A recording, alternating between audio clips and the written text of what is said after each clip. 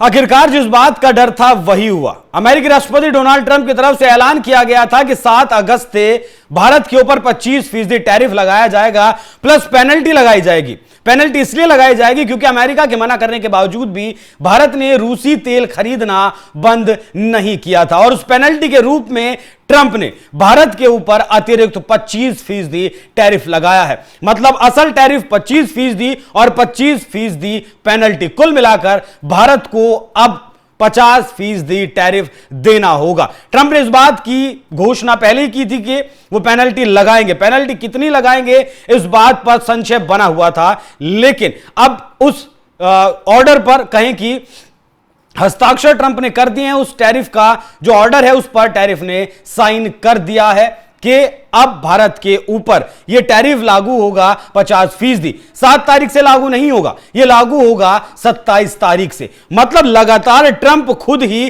Time बढ़ाते जा रहे हैं। पहले जून से लागू होना था, फिर जुलाई से लागू होना था, फिर 1 अगस्त से लागू होना था। 1 अगस्त को 30 तारीख को ट्रंप ने यह घोषणा की थी कि 25% टैरिफ लगाया जाएगा, लेकिन लगाया जाएगा 7 अगस्त से। अब 7 अगस्त से पहले 6 अगस्त को ट्रंप की तरफ से जब यह ऐलान किया गया तो उसमें भी और लगभग 21 दिन का वक्त दिया गया, 20 दिन का वक्त दिया गया है कि 27 तारीख से यह प्रभावी होगा।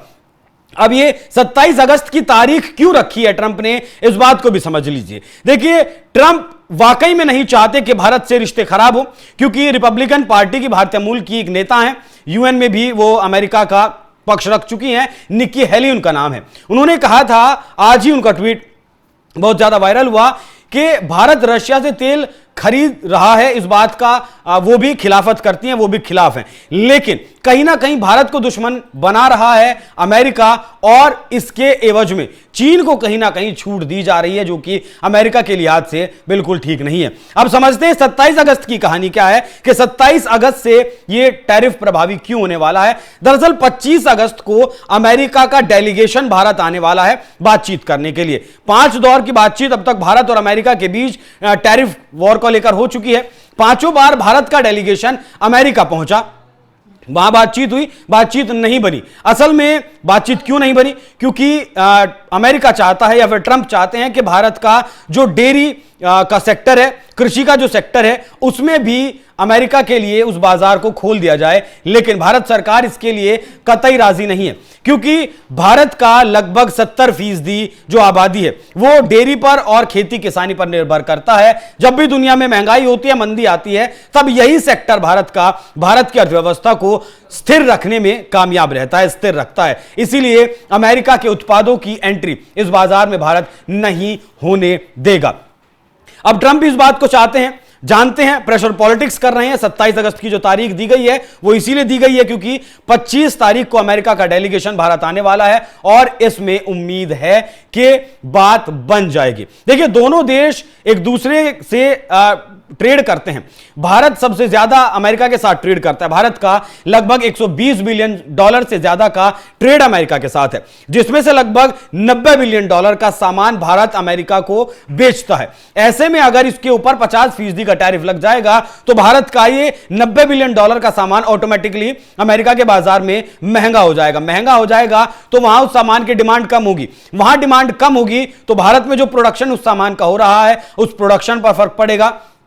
जो लोग उस काम को कर रहे हैं उनकी नौकरियां जाएंगी तो भारत में रोजगार की किल्लत होगी, महंगाई बढ़ेगी। ट्रंप यही चाहते हैं कि भारत के साथ नेगोशिएशन उस हद तक की जाए जिस हद तक की जा सकती है। भारत को यही डर अमेरिका दिखाना चाहता है कि अगर मैंने 50% का टैरिफ आपके ऊपर लगाया तो कहीं ना कहीं आपकी अर्थव्यवस्था को फर्क पड़ेगा।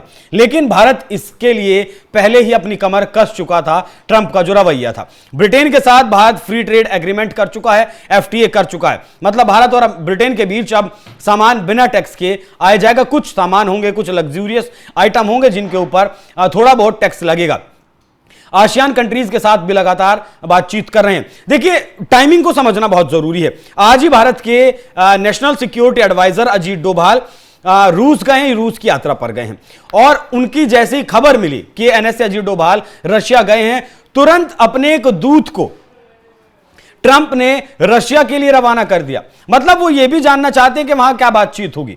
रशिया हमारा स्ट्रेटेजिक पार्टनर है, आज से नहीं है, बहुत मतलब लगभग 6 दशक से 7 दशक से रशिया हमारा स्ट्रेटेजिक पार्टनर रहा है। रशिया जैसे दोस्त को हम अमेरिका के लिए नहीं खो सकते। लगभग $60 बिलियन से ज्यादा का तेल हर साल हम रशिया से खरीदते हैं। रिलायंस जैसी जो हमारी इंडस्ट्री है, रिलायंस जैसी जो कंपनियां हैं, प्राइवेट सेक्टर जो है वो भी अलग से रशिया के साथ डील कर रखी है। लगभग 12 से 13 बिलियन डॉलर का तेल हर साल उसे खरीदना है। भारत की नायरा कंपनी आप देखते होंगे, जिसका पेट्रोल पंप भी आप लगभग देखते होंगे, लगभग 4500 पेट्रोल पंप इसमें है। इस कंपनी में रशिया की एक कंपनी की लगभग 49% साझेदारी भी है। तो पूरे तौर पर अगर देखें तो रशिया हमारा एक स्ट्रेटेजिक पार्टनर है। लेकिन अमेरिका से अगर ट्रेड प्रभावित होता है तो अमेरिका से जो हम फायदा कमाते हैं लगभग $45 बिलियन का, उसमें कहीं ना कहीं घाटा होगा, नुकसान होगा, और भारत उस विकल्प को तलाश करने की लगातार कोशिश कर रहा है। बल्कि मैं तो यह कहूंगा कि उस विकल्प को भारत तलाश कर चुका है, इसीलिए ट्रंप की बात हमने नहीं मानी। संसद में प्रधानमंत्री मोदी ने इसीलिए खड़े होकर कहा कि किसी भी देश ने मध्यस्थता नहीं करवाई। जिस बात से ट्रंप को मिर्ची लगी तो 45% का टैरिफ लगाया, और 25% का टैरिफ लगाया, और उसके बाद अब पेनल्टी के रूप में और 25% का टैरिफ लगाया है। बात करें तो भारत से निर्यात होने वाले सामान मुख्य तौर पर कपड़ा है, जूते हैं, ज्वेलरी बहुत ज्यादा जाती है, ऑटोमोबाइल्स के पार्ट्स जाते हैं। अन्य क्षेत्र की अगर बात करें तो लोहा है, स्टील है, फार्मास्यूटिकल्स और बड़ी मात्रा में लगभग $7 बिलियन से ज्यादा की दवाइयां, जेनरिक दवाइयां जाती हैं। सवाल यह भी है कि क्या इन जेनरिक दवाइयों पर भी अमेरिका टैक्स लगाएगा। और आपका कॉस्मेटिक्स हुआ, इलेक्ट्रॉनिक्स हुआ, मशीनरी हुई, ये सारी चीजें अमेरिका को भारत बेचता है, बड़ी मात्रा में बेचता है। पिछले दिनों स्टील और एल्युमिनियम पर भी, स्टील और आयरन पर भी टैक्स लगाने की बात कही गई थी। अब अगर ये टैक्स लगता है तब जो भारत ने अमेरिका और भारत के बीच एक मतलब कहीं के समझौता हो रखा है, या फिर दोनों देश उस दिशा में कदम बढ़ा रहे हैं कि 2030 तक दोनों देशों का जो व्यापार है वो $500 बिलियन को क्रॉस कर जाएगा। अगर 50% का टैरिफ 27 अगस्त से लागू होता है भारत के ऊपर, तब $500 बिलियन का ट्रेड नहीं हो पाएगा। भारत भी इस बात को जानता है, प्रधानमंत्री मोदी भी इस बात को जानते हैं, और मतलब इस बात को बेहतर तरीके से कहा जा सकता है कि उस $500 बिलियन को सामने देखते हुए ही इस तरीके का फैसला किया गया। अमेरिका के सामने भारत नहीं झुकेगा। डोभाल साहब के साथ साथ उनके बाद जयशंकर साहब भी जाएंगे रूस की यात्रा पर, और खबरें ऐसी भी फिलहाल हैं कि आने वाले वक्त में मतलब 30 अगस्त से 1 सितंबर तक प्रधानमंत्री नरेंद्र मोदी भी चीन जाने वाले हैं, एससीओ की मीटिंग लेंगे।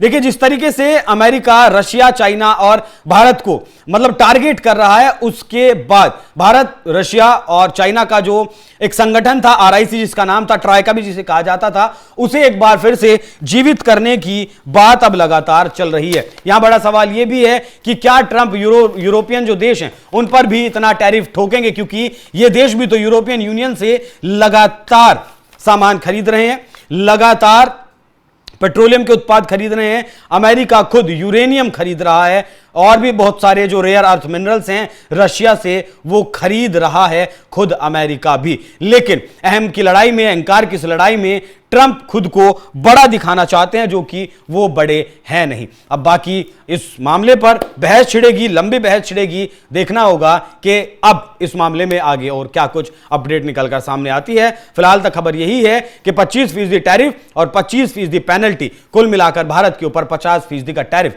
अमेरिका ने ठोक दिया है। बाकी आप लोग इस विषय पर क्या कुछ राय रखते हैं, अपनी राय हमें कमेंट कर जरूर बताइएगा। नमस्कार।